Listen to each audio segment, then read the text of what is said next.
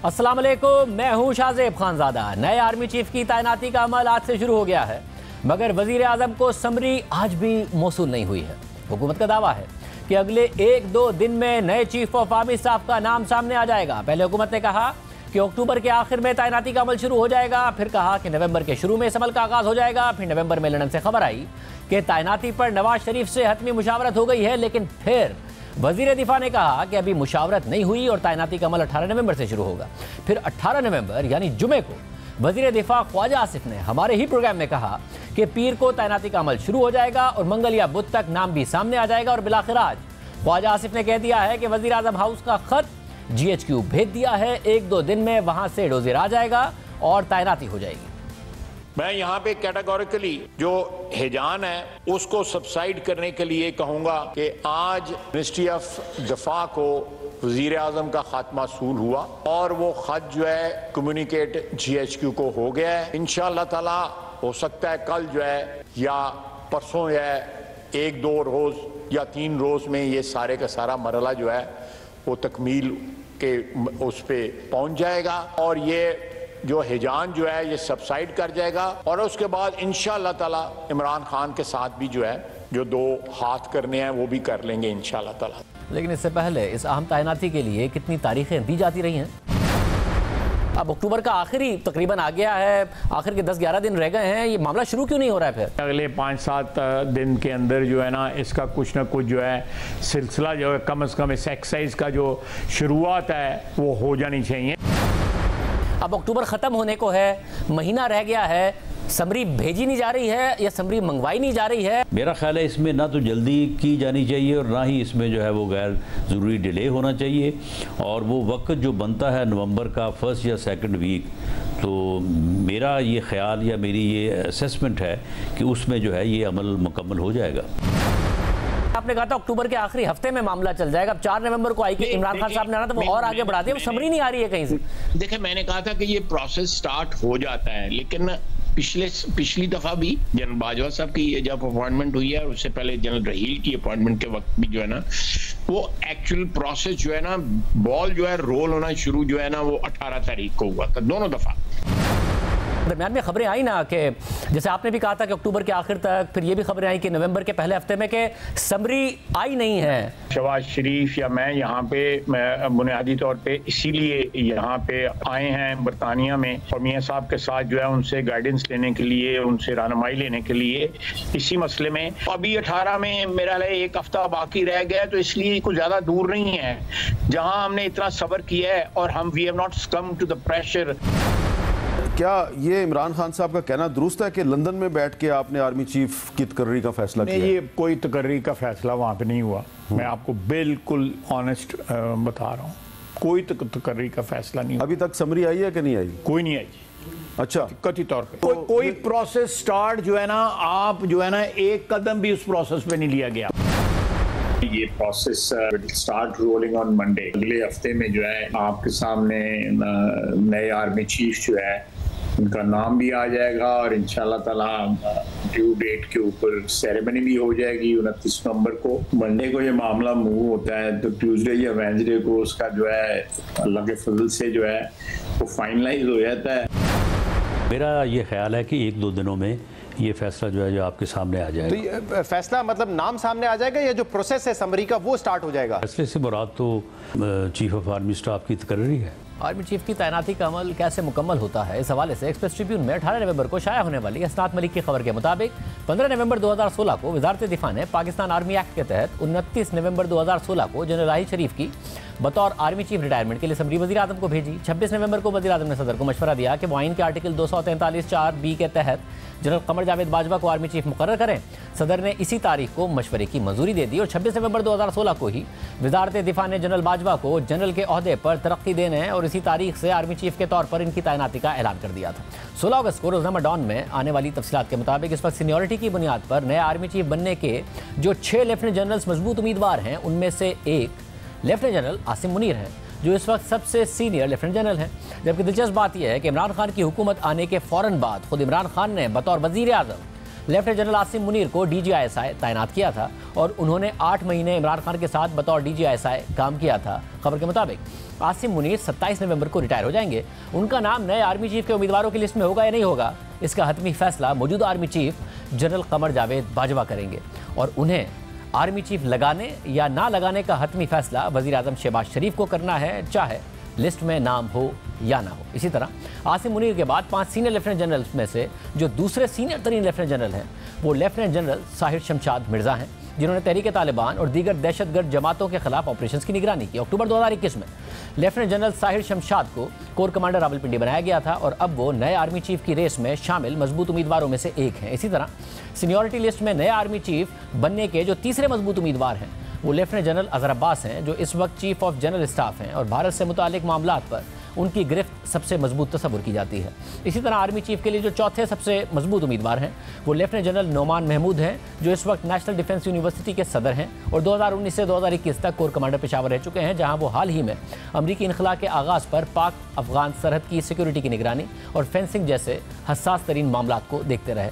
और जो 5वें लेफ्टिनेंट जनरल हैं और जो नए आर्मी चीफ बनने की रेस में हैं वो लेफ्टिनेंट जनरल फैज़ हमीद हैं, जो अपने मद्दे मुकाबिल उम्मीदवारों के मुकाबले में सबसे ज़्यादा सियासी बहस व मुबाहिसे का हिस्सा रहे हैं। इमरान खान के दौर में लेफ्टिनेंट जनरल फैज़ हमीद को ISI का सरबराह तैनात किया गया, मगर आखिरी मरहले में जब army chief general Qamar Javed Bajwa ने लेफ्टिनेंट जनरल फैज़ हमीद को कोर कमांडर पेशावर तैनात करने के लिए लेफ्टिनेंट जनरल नदीम अंजुम को ISI का नया सरबराह बनाने की कोशिश की तो इमरान खान और फौजी क़यादत के दरमियान तनाज़ा खड़ा हो गया था। इमरान खान चाहते थे कि वो किसी भी तरह लेफ्टिनेंट जनरल फैज़ हमीद को ISI का सरबराह बरकरार रखे और इसका वो अपने इंटरव्यू में एतराफ़ भी कर चुके हैं कि जो अपोजिशन की तहरीक अदम एतमाद थी उससे निपटने के लिए वो जनरल फैज़ को DGISI बरकरार रखना चाहते थे। और उस वक्त लेफ्टिनेंट जनरल फैज़ हमीद कोर कमांडर भावलपुर हैं। इस वक्त लेफ्टिनेंट जनरल फैज़ हमीद इमरान खान के दौरे हुकूमत में अहम तरीन पोजीशंस पर काम कर चुके हैं। इसी तरह जो छठे लेफ्टिनेंट जनरल सीनियरिटी लिस्ट में मौजूद हैं वो लेफ्टिनेंट जनरल मोहम्मद आमिर हैं और वो इस वक्त कोर कमांडर गुजरावाला हैं और उन्हें GHQ और कमांड पोजीशंस में काफ़ी तजर्बा हासिल है। अब 29 नवंबर को मुद्दत पूरी होने के बाद army chief general Qamar Javed Bajwa retire होंगे तो रिवायत के मुताबिक इन 5 या 6 सीनियर तरीन लेफ्टिनेंट जनरल्स में से ही कोई एक आर्मी चीफ तैनात होगा। एक तरफ इस अहम मामले पर पेशरफ्त हो रही है और दूसरी तरफ इमरान खान ने 26 नवंबर को लॉन्ग मार्च लेकर रावलपिंडी पहुंचने का ऐलान कर दिया है। हुकूमत बार बार कह रही है कि इमरान खान के लॉन्ग मार्च का असल हदफ अहम तैनाती है। बिलावल भुट्टो ज़रदारी ने सदर मुमलिकत डॉक्टर आरिफ अलवी को खबरदार किया है कि उनके पास आखिरी चांस है, अगर उन्होंने कुछ गड़बड़ करने की कोशिश की तो फिर इसका नतीजा भी भुगतना पड़ेगा। आखिरी चांस है अलवी साहब का। उम्मीद है कि इस बार आइन और कानून के तहत सारी चीज़ें चलेंगे। अगर सदर आरिफ अलवी ने कुछ गड़बड़ करने की कोशिश की तो फिर सदर आरिफ अलवी को उसका नतीजा भी भुगतना पड़ेगा। इस पर तहरीक इंसाफ के नायब चेयरमैन शाह महमूद कुरैशी ने कहा है कि बिलावल का बयान गैर मुनासिब है। सदर मुमलिकत ने अपने बारे में ऐसा बयान देने का जवाब किसी को नहीं दिया। वो आइन और कानून का एहतराम करने वाली शख्सियत है। इन्हीं हालात में इमरान खान ने लॉन्ग मार्च लेकर रावलपिंडी पहुंचने की तारीख का ऐलान कर दिया है और कहा है कि तहरीक अभी ख़त्म नहीं होगी। हुकूमत कह रही है कि 25 नवंबर तक मुकम्मल हो जाएगा नए आर्मी चीफ की तैनाती का अमल और इमरान खान कह रहे हैं कि वो 26 नवंबर को अगला लाएअमल देंगे। 26 नवंबर को आपने सब ने इस्लामाबाद पहुंचना है। मैं इंशाल्लाह आपको वहां मिलूंगा इस्लामाबाद में। मैं सारी कौम को दावत दे रहा हूं कि आपने आना है पिंडी 1 और 2 के बीच में। आपने पूरी कोशिश करनी है पहुंचने की। मैं खुद वहां आपसे इंशाल्लाह खिताब करूंगा और अगला लाएअमल दूंगा। ये तहरीक रुकने नहीं लगी। इस वक्त 22 करोड़ अवाम के मुल्क का सबसे बड़ा मसला एक 22वें ग्रेड के अफसर की तैनाती बना हुआ है। दूसरी तरफ इस मुल्क के डिफॉल्ट करने के अंदेशे का इजहार किया जा रहा है। इस मुल्क के पास मुश्किल से 6 हफ्तों के दरामदाद के बराबर ज़खायर हैं, यानी सिर्फ 7.9 अरब डॉलर्स, और ये भी अपने नहीं हैं बल्कि दोस्त ममालिक से उधार लिए हुए पैसे हैं। मुल्क का क्रेडिट डिफॉल्ट स्वाप 100% से तजावुज़ कर गया। डॉलर के मुकाबले में रुपए की कदर गिर कर 223 रुपये 66 पैसे पर पहुंच गई है, मगर ये इंटर बैंक रेट है और ओपन मार्केट में आवाम को 231 रुपये पर भी डॉलर नहीं मिल रहा है और ब्लैक मार्केट में 245 रुपये तक जाकर मिल रहा है। और इंटर बैंक और ब्लैक मार्केट का ये फ़र्क भी दीगर अवामिल के साथ साथ अब ऑफिशियल चैनल से तरसीलात ज़र यानी रेमिटेंसेस मुसलसल गिरने का बाइस बना हुआ है, क्योंकि 240 से ऊपर का रेट मार्केट में मिल रहा हो तो अंदेशा है कि लोग 223 रुपये ऑफिशियल रेट के तहत बैंकिंग चैनल के बजाय हवाला हुंडी से पैसे भेज रहे हैं। इस माली साल के 4 माह में तरसीलात ज़र 10% गिर चुकी हैं। सिर्फ अक्टूबर के महीने में गुज़िश्ता बरस के 2.6 अरब डॉलर्स के मुकाबले में 16% गिरकर तरसीलात ज़र 2.2 अरब डॉलर्स हो गई। अक्टूबर में बरामदात 4% गिरी। करंट अकाउंट खसारा कम करने के लिए दरामदाद पर पाबंदियों और LC खोलने में मुश्किलात की वजह से दरामदाद भी 23% गिरी। उससे करंट अकाउंट खसारा तो अक्टूबर में 66% और 4 माह में 47% गिर गया। मगर मुआशी सरगर्मियां बुरी तरह मुतासिर हो चुकी हैं।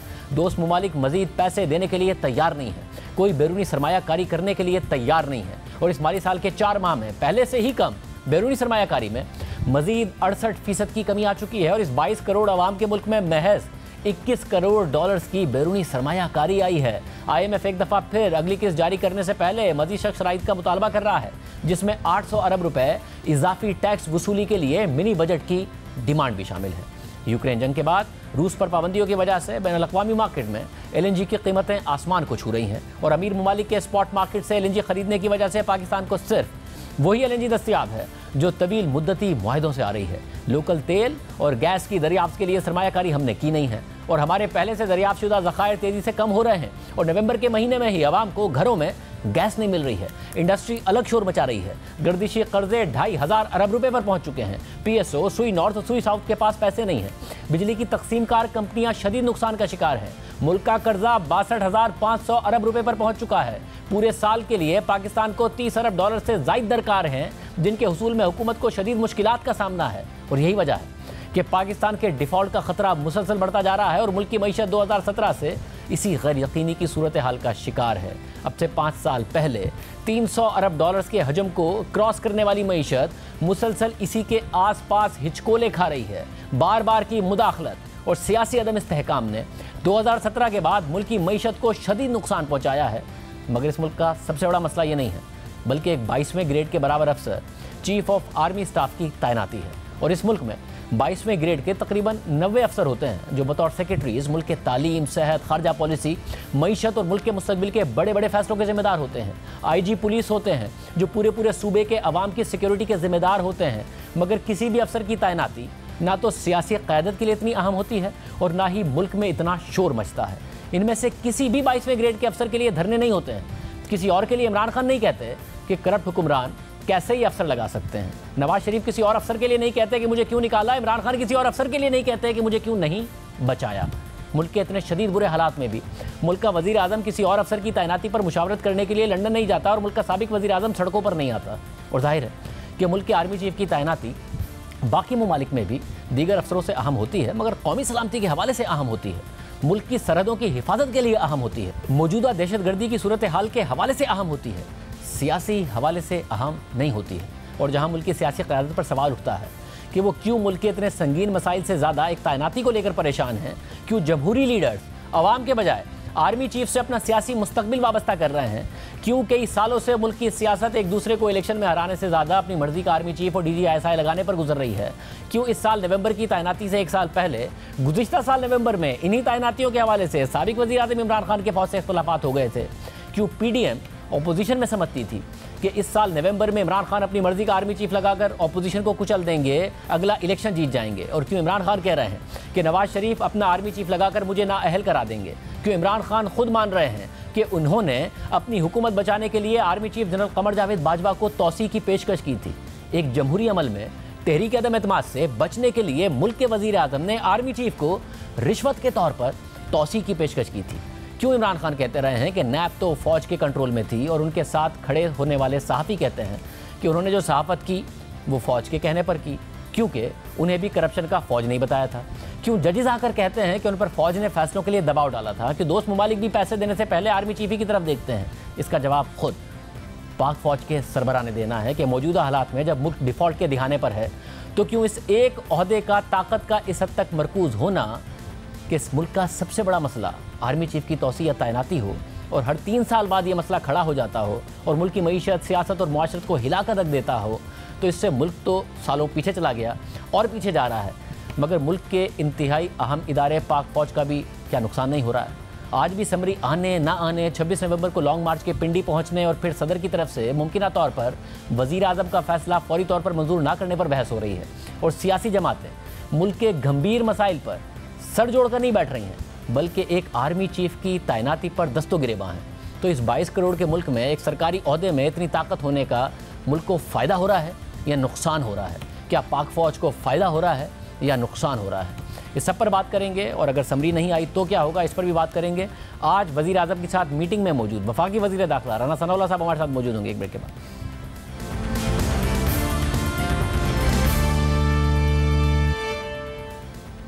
प्रोग्राम में दोबारा खुशामदीद नाजरीन। बड़े बड़े सवालात पैदा हो रहे हैं कि नए आर्मी चीफ की तैनाती का अमल कैसे मुकम्मल होगा। वज़ीर आज़म ने समरी मांग ली है, मगर अगर नहीं मिली तो क्या होगा, क्योंकि हुकूमत दावा कर रही है कि इस अमल को 25 नवंबर तक पूरा करना है। इमरान खान दावा कर रहे हैं कि वो 26 नवंबर को पिंडी पहुंच जाएंगे, अगले लाए अमल का ऐलान उसके बाद करेंगे। इमरान खान की पूरी सियासत का मरकज़ नए आर्मी चीफ की तैनाती रही है। समरी अभी तक आई नहीं है। हुकूमत क्या करेगी अगर समरी 25 तारीख तक नहीं आती है? सबसे बड़ा और सबसे अहम सवाल यह है। जब आज वज़ीर आज़म ने इस हवाले से मीटिंग की तो जहां वहां पर वज़ीर दिफा ख्वाजा आसिफ साहब मौजूद थे, तो वहीं वज़ीर दाखिला राना सनाउल्लाह भी उस मीटिंग में मौजूद थे, जो इस वक्त हमारे साथ मौजूद है। राना साहब, बहुत शुक्रिया हमें शो में ज्वाइन करने के लिए। राना साहब, सबसे पहले अक्टूबर के आखिर का कहा पहले वज़ीर दिफा ने, फिर आपने हमारे शो में कहा नवंबर के शुरू में आ जाएगी, फिर 18 नवंबर के बाद की बात की गई। आज अमल शुरू हुआ है, समरी नहीं आ रही है GHQ से, यानी आपका इख्तलाफ है इस वक्त अस्करी क़यादत के साथ नाम पर? देखें, 18 तारीख की जो बात हो रही थी उसमें एक वजह थी कि उस दिन एक जो है वो इसी लेवल पे रिटायरमेंट जो है वो होनी थी, और उसके बाद फिर क्योंकि फिर वीकेंड हो गया, 2 दिन जो है वो इसमें चले गए। तो आज ये प्रोसेस शुरू हुआ है और ये प्रोसेस अगले 2 या 3 दिन में मुकम्मल हो जाएगा।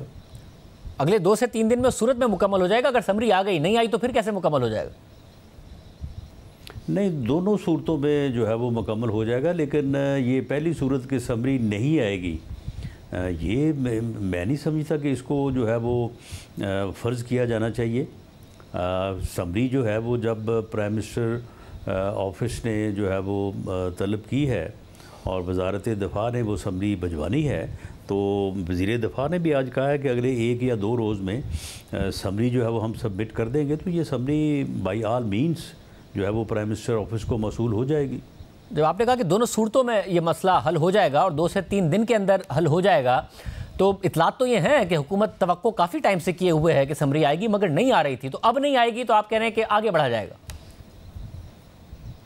नहीं, 18 तारीख तक तो एक वैलिड रीज़न मौजूद थी, और उसके बाद फिर 2 दिन जो है 19 और 20 जो है वो वीकेंड था।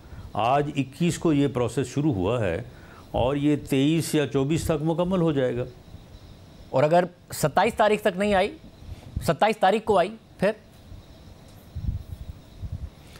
देखें, अब ये तो फिर अगर है ना, अब अगर का जवाब तो जो है वो पहले नहीं दिया जा सकता, लेकिन मेरा ये ख़्याल है या मेरी ये इन्फॉर्मेशन है कि ये समरी जो है अगले 2 रोज़ में, जिस तरह से वज़ीर दिफा ने बात की है, क्योंकि उन्हीं की मिनिस्ट्री ने समरी जो है वो रूट करनी है, तो उनकी इन्फॉर्मेशन जो है या उनकी जो बात है वो उसमें दलील है। तो जब उन्होंने ही समरी रूट करनी है और उन्होंने 2 दिन का टाइम मांगा है, तो क्यों नहीं 2 दिन में जो है वो 22 और 23 में जो है वो समरी क्यों नहीं आएगी? अच्छा, आप दुरुस्त कह रहे हैं कि अगर है, मगर एक बहुत बड़ा अगर है, और उसके जवाब में आपको भी यकीन नहीं है, आपका ख्याल है। आज वज़ीर आज़म के साथ मुलाकात में आप भी थे, वज़ीर दिफा के साथ, तो उसमें क्या बात हुई है? किस तरह मामले को आगे बढ़ाना है? आपने इसी हफ्ते में हर हाल में तैनाती करनी है?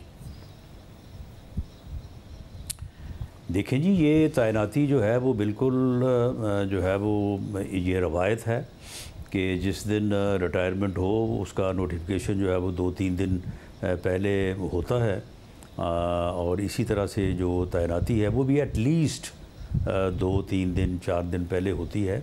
वैसे तो रवायत ये है कि 2-2 माह पहले भी होती रही है और 10-15 दिन पहले भी होती है, लेकिन एटलीस्ट जो टाइम है किसी रिटायरमेंट के नोटिफिकेशन होने का या किसी तैनाती के नोटिफाई होने का, वो जो है वो यही 3-4 दिन या 1 वीक है, और ये विद इन दिस वीक जो है वो बाई आल मीन्स होनी चाहिए। और क्या नाम पर इख्तलाफ है किसी पर? नहीं, देखिए, नाम पे इख्तलाफ जो है वो हो नहीं सकता, क्योंकि ये एक रवायत और ये काफ़ी मजबूत है। वैसे तो प्राइम मिनिस्टर की स्वाबदीद है, लेकिन ये रवायत है कि अगर 1 तकर्री होनी हो तो 3, और अगर 2 हो तो 5 सीनियर मोस्ट जो है वो ऑफिसर्स के नाम जो है वो भेजे जाते हैं। इस मरतबा क्योंकि 2 तैनातियाँ होनी है, एक रिटायरमेंट 27 को और दूसरी 29 को हो रही है, तो इसलिए इसमें जो है वो 5 सीनियर मोस्ट ऑफिसर्स के, जनरल्स के नाम जो है वो भेजे जाएंगे।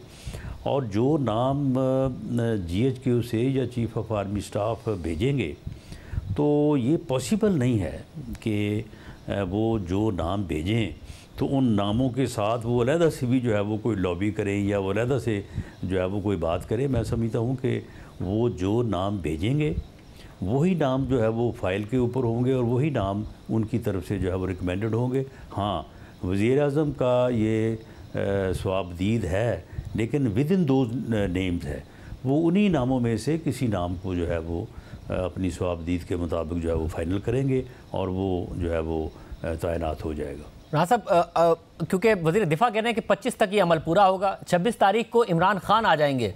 अगर कोई कंट्रोवर्सी पैदा हुई तो ये मुल्क जा किस सिमत में रहा है? अगर आपका इख्तलाफ कोई होता है, कोई नाम पर इख्तलाफ होता है, नाम समरी में नहीं होता है, 26 तारीख को इमरान खान साहब मौजूद होंगे, ये किस तरफ जा रहा है मामला सारा?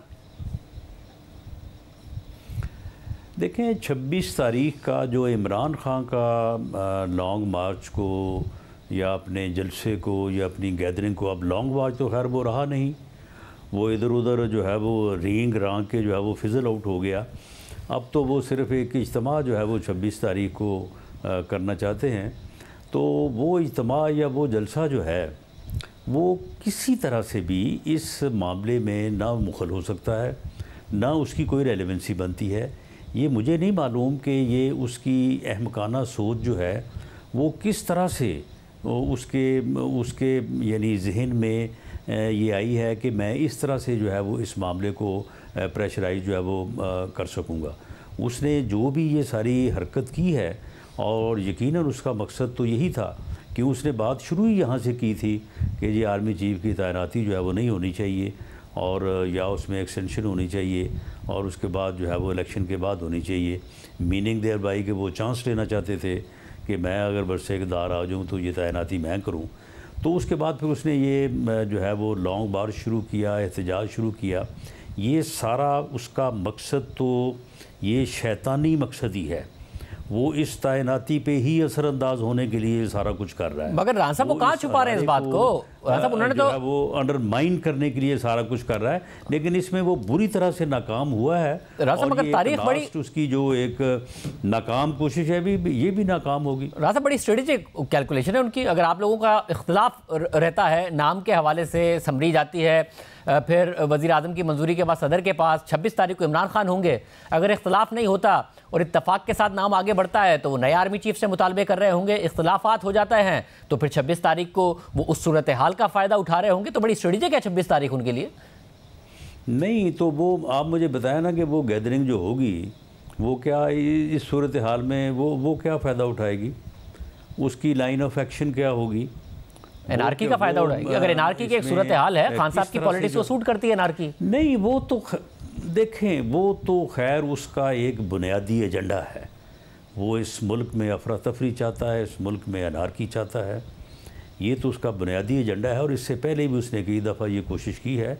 तो इस मरतबा भी अगर उस दिन भी ऐसी सूरत हाल में भी अगर उसकी ये सोच है तो ये भी जो है वो बहुत बुरी तरह से जो है वो नाकाम होगा। चंद हज़ार लोग जो हैं वो 22 करोड़ आवाम के मुल्क को इस तरह से डिस्टेबल नहीं कर सकते। और फ़ौज जो कि एक बहुत मुनज़्ज़म अदारा है, उस अदारे को इसने जो है वो यानी ज़िच करने के लिए ये मुसलसल पिछले 2 माह से ये हरकतें कर रहा है, तकारीर कर रहा है और बुरा भला कह रहा है। लेकिन इसके बावजूद आपने देखा है कि उन्होंने अपनी पॉलिसी में कतन कोई झूल नहीं आई। तो आप ये देखेंगे कि ये समरी भी आएगी और उसमें से एक नाम फाइनल भी होगा, कंसेंसस के साथ होगा। पॉलिटिकल लीडरशिप या वज़ीर आज़म और आर्मी की लीडरशिप जो है वो उसके ऊपर पूरी तरह से मुत्तफ़िक होगी। राज साहब, आपने सुना होगा, हमने एक आर्मी चीफ के हवाले से बाकायदा तौर पर आवाम के सामने हक़ाइक़ रखे हैं। अब ये मुल्क मुतहम्मिल हो नहीं सकता है हर 3 साल बाद इस क्राइसिस का, जिस क्राइसिस के लिए एक आर्मी चीफ की तैनाती के लिए इस मुल्क को गुजरना पड़ रहा है। और जाहिर है एक पोस्ट है जिसके अंदर इतना इख्तियार आकर मरकूज़ हो गया है कि सारी की सारी उंगलियां उन पर उठ रही होती हैं। सब अपनी सियासत के लिए उनको देख रहे होते हैं। कोई ब्लेम करता है कि मुझे क्यों निकाला, तो कोई ब्लेम करता है कि मुझे क्यों नहीं बचाया। ये मुल्क तो इस तरह आगे नहीं बढ़ सकता है। इसका कोई हल निकालना है या नहीं निकालना है सियासतदानों ने, और ज़ाहिर अस्करी क़यादत के साथ मिलकर बैठ के निकालना है। देखें, ये इसमें जो आपने प्रोग्राम के शुरू में जो आपने बयानिया आपने दिया है वो 100% दुरुस्त है। और ये जो इतनी अहमियत या इतनी जो है वो कंसंट्रेशन जो है वो उसकी एक वजह है। यानी इस ओहदे पे आने वाले लोगों ने कम अज़ कम कोई तकरीबन 30 साल जो है वो इस मुल्क के ऊपर इस ओहदे की ताकत की बुनियाद के ऊपर हुकूमत की है। तो फिर क्यों ऐसा ना हो? जब बैकग्राउंड में ये सारी चीज़ें हों तो फिर ऐसा तो होगा। तो उसका एक ही हल है कि अदारा अपने आप को एपॉलिटिकल करे, अपने आप को सियासत से दूर करे, अपने कॉन्स्टिट्यूशनल रोल जो है उसमें अपने आप को जो है वो लिमिट करे। और अब अदारा जो है वो ऐसा करना चाहता है। उसने बतौर अदारे के आवाम के साथ कमिटमेंट की है कि वो एपॉलिटिकल किरदार अपनाएंगे और अपनी आइनी ज़िम्मेदारियों को आइनी लिमिट्स में रहते हुए पूरी करेंगे। अब एक आदमी है वो ब्लैकमेल कर रहा है अदारे को, वो कह रहा है कि मैं आपको ऐसा करने नहीं दूंगा, मैं आपको जो है वो सियासत में घसीटूँगा, मैं आपको अपने कॉन्स्टिट्यूशन जो आपका रोल है मैं उससे बाहर निकालूँगा। तो अब तो ये जो मामला है वो इस तरफ से जो है वो चला हुआ है। हम उम्मीद करते हैं कि अदारा, पूरी उम्मीद है कि अदारा जो है वो अपने फैसले के ऊपर कायम रहेगा। इसी में मुल्क की बका है, इसी में अदारे की बका है। बस इस मुल्क ने चलना है तो हम आपकी उम्मीद के साथ उम्मीद लगा लेते हैं कि इदारा वो करेगा जो इदारे की तरफ से कहा जा रहा है। राज साहब, एक स्टोरी आई फैक्ट फोकस की तरफ से और अहमद उनाई साहब ने स्टोरी की और वज़ीर ख़जाना ने उसका नोटिस लिया है कि किस तरीके से जो डेटा प्राइवेसी है उसकी खिलाफ वर्जी हुई। और जाहिर है दुनिया भर में एक बहुत बड़ा इशू है डेटा प्राइवेसी का, डेटा प्राइवेसी के लीक होने का, की खिलाफ वर्जी होने का। मगर वेबसाइट बंद कर दी आपने, वो तो किसी भी तरीके से एक्सेस हो जाएगी। अगर उस पर इख्तलाफ है तो उस पर उनका वर्जन आ सकता है कमर जावेद बाजवा साहब का। इसके अलावा वो कानूनी कार्रवाई कर सकते हैं। ये बंद करने का क्या नया रिवाज है कि आपने उठा के बंद कर दी वेबसाइट उनकी?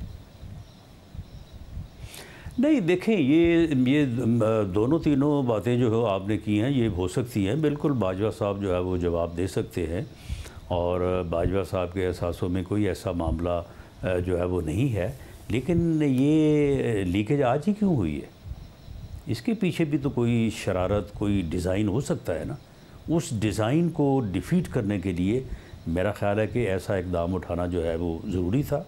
बाकी ये आज से 10 दिन पहले क्यों नहीं हो गया, महीना पहले क्यों नहीं हो गया, महीना बाद क्यों नहीं हो सकता था? राज साहब ये भी बताइएगा कि एक तरफ नहीं चले जाएंगे। राज साहब आपके जो ऑप्टिक्स हैं, एक तरफ मुल्क के ये हालात हैं, एक तरफ इमरान खान साहब हैं जो बार बार कहते हैं कि जी मैं मुल्क से कहीं नहीं जाने लगा, मेरा नाम ईसीएल में भी डालना है तो डाल दो। एक दूसरी तरफ शरीफ खानदान है, वो मुल्क से लंदन जाते हैं, वो ये होता है कि जी ये छुट्टियां मना रहे हैं, मुल्क के ये हालात हैं, और वो छुट्टियों पर चले जाते हैं। छुट्टियों से भी यूरोप चले गए हैं नवाज शरीफ साहब, मुल्क वापस नहीं आना उन्होंने, उनकी बीमारी ये सारे मामला, वो एक और छुट्टी पर चले गए छुट्टियों से भी। नहीं, उनका वापस आने का प्रोग्राम जो है वो पार्टी की कंसल्टेशन के साथ वो तय है और वो उसी के मुताबिक इंशाअल्लाह ताला वापस आएंगे। और मुझे ये मालूम है कि नेक्स्ट इलेक्शन जो है उसमें पाकिस्तान मुस्लिम लीग नून को मियां नवाज शरीफ साहब की क़यादत और इलेक्शन कैंपेन को लीड जो है वो अवेलेबल होगी और वो आएंगे इंशाल्लाह पाकिस्तान। मतलब जब तक आएंगे तब तक फिर इसी तरीके से आपके ऑप्टिक्स होंगे, कभी वो छुट्टियों पर जा रहे होंगे, कभी खाने पर जा रहे होंगे, मुल्क के हालात के हवाले से सवाल हो रहा होगा, वो मुल्क नहीं वापस आ रहे होंगे, हुकूमत भी अपनी होगी। नहीं, देखें, इसमें जो है वो आपको जब वो गए थे तो आपके इल्म में है कि वो सरकारी तौर पे गए थे, हुकूमत की इजाज़त से गए थे, जो उनकी सेहत के हालात थे उनके पेश नज़र गए थे, अदालत के जो है वो ज़रिए जो है वो गए थे। साहब इलाज कराने गए, फिर जिस तरह से अदालत को मौजूदा वज़ीर आज़म के एफिडेविट के ज़रिए इलाज कराने गए थे, वापस नहीं आए उसके बाद। नहीं, तो मामला ये है कि इलाज जब उनका मुकम्मल हो जाएगा और अपने आप को वो समझेंगे कि मैं दोबारा जो है वो वापस जाके अपनी सरगर्मियों को जो है वो शुरू कर सकता हूँ, तो वो वापस आ जाएंगे। उससे पहले वो कहीं और जाके घूमते फिरेंगे, मुल्क नहीं आएंगे। नहीं, देखें मामला ये है कि वो फैमिली जो है वो कितने हवादस से गुज़री है और जो उनके साथ पिछले चंद सालों में या इन पिछले 4-5 सालों में, तो अगर आप फैमिली वहाँ पे इकट्ठी है और उन्होंने अगर किसी दोस्त के यहाँ जाने का प्रोग्राम बना लिया है तो उसको ये तो ना समझा जाए कि ये पता नहीं कोई अयाशी हो रही है। अगर वो किसी दोस्त के पास, किसी अजीज़ के पास जो है वो जाने का प्रोग्राम बन गया उनका, तो ये मैं समझता हूँ कि एज़ यूजुअल है। बहुत शुक्रिया, बहुत शुक्रिया। वज़ीर दाखिला राना सनाउल्लाह साहब हमारे साथ मौजूद थे। गुफ्तगू नाज़रीन आपने सुनी। इस सारे मामले में इमरान खान साहब ने एक और यूटर्न ले लिया है, वो भी आपके सामने रखेंगे ब्रेक के बाद।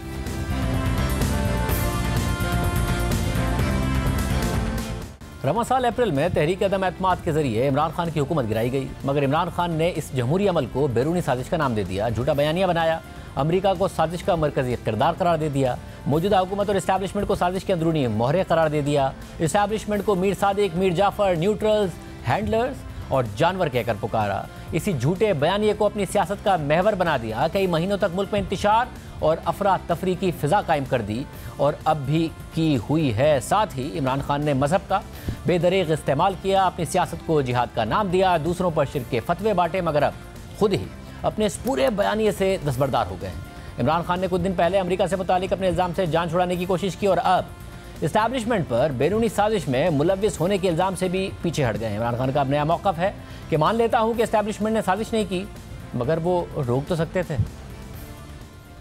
चले मानते हूं कि एस्टेब्लिशमेंट ने कोई इसके ऊपर साजिश नहीं की, लेकिन रोक तो सकते थी ना। जानते तो थे इनका माजी। क्या इनका माजी नहीं पता था? फाइलें तो सारी पड़ी हुई एजेंसीज के पास इनकी चोरी की। अब आखिरकार इमरान खान साहिब मानते हैं कि फ़ौज ने उनकी हुकूमत गिराने में किरदार अदा नहीं किया, साजिश नहीं की, लेकिन उनका शिकवा सिर्फ ये है कि फ़ौज ने गैर आइनी मुदाखलत करके एक आइनी और जमहूरी अमल को नाकाम क्यों नहीं बनाया। और अब भी उनका मुतालबा यह है कि फ़ौज न्यूट्रल क्यों है, दोबारा मुदाखलत करके इस हुकूमत को घर क्यों नहीं भेजती, इलेक्शन क्यों नहीं कराती, मुझे हुकूमत में क्यों नहीं लाती। अब ये एक अजीब सी बात है कि ख़ुद को एक जमहूरी लीडर कहने वाले सियासतदान को एतराज़ है कि इस्टेब्लिशमेंट ने एक आइनी अमल में गैर आइनी मुदाखलत क्यों नहीं की, एक जमहूरी अमल में रुकावट क्यों नहीं डाली और हुकूमत वक्त को अपोजिशन की तहरीक अदम एतमाद से क्यों नहीं बचाया। हालांकि अपनी हुकूमत में इमरान खान यही इल्ज़ाम नवाज शरीफ पर लगाते। दिलचस्प बात यह है कि माजी में सियासतदान फ़ौज से मुतालबा कर रहे थे कि वो सियासत में मुदाखलत ख़त्म करे, तो इमरान खान उन पर तनकीद कर रहे थे, मगर अब इमरान खान फ़ौज पर यह तनकीद कर रहे हैं कि वो सियासत में मुदाखलत क्यों नहीं कर रही है। और आज इमरान खान इस्टेब्लिशमेंट पर अपने इल्ज़ाम से पीछे हट गए हैं, मगर अपने इस झूठे इल्ज़ाम की बुनियाद पर वो कई महीनों तक फ़ौज की आला क़यादत से मुताल्लिक़ नामुनासिब अल्फाज इस्तेमाल करते रहे, उन्हें न्यूट्रल्स, हैंडलर्स, मीर जाफ़र, मीर सादिक कहकर उनके किरदार को गद्दारी से जोड़ते रहे। ये कौन थे मीर जाफर और मीर सादिक? मीर जाफर जो मुसलमानों का, मुगलों का गवर्नर सिराजुद्दौला था, उसका सिपहसालार था, कमांडर इन चीफ था। उसने अंग्रेजों के साथ मिलके गद्दारी की सिराजुद्दौला से। और मीर सादिक वो था जिसने टीपू सुल्तान से आखिर में जाके अंग्रेजों के साथ मिलके गद्दारी की। आप अगर ये समझते हैं कि कौम आपको माफ कर देगी, कि आप कहें जी हम न्यूट्रल हैं, कौम नहीं माफ करेगी। आप अपने चौकीदार को माफ करेंगे अगर आपके घर पे डाका पड़े और चौकीदार कहे मैं न्यूट्रल हूं। और इस्टेब्लिशमेंट को क्लीन चिट दे दी है। और इस्टेब्लिशमेंट को क्लीन चिट देने से पहले इमरान खान अमेरिका से मुतालिक अपने साजिशी बयानी को भी पीछे छोड़ चुके हैं और साफ अल्फाज में कह चुके हैं कि वो सब मेरे लिए अब पीछे रह गया है और मैं अमेरिका के साथ बावकार ताल्लुकात चाहता हूँ। यानी इमरान खान बस मुल्क के सियासतदानों से बात करने को तैयार नहीं है, बाकी सबसे बात करना चाहते हैं, बेहतर ताल्लुकात चाहते हैं। जा दीजिए, अल्लाह हाफ़िज़।